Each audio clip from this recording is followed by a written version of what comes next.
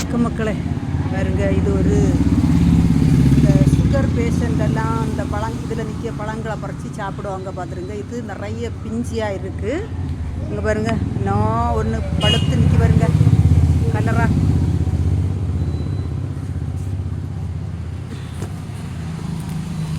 ஐயா வரையில கிட்ட இது வந்து இந்த ஒரு மாதிரி ரோஸ் கலரில் ஒரு பழம். இது வந்து குட்டி குட்டியாக சின்னதாக இருக்குது.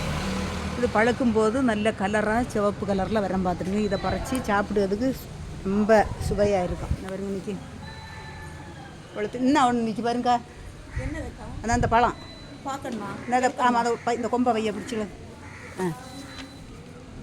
எங்கே இளம்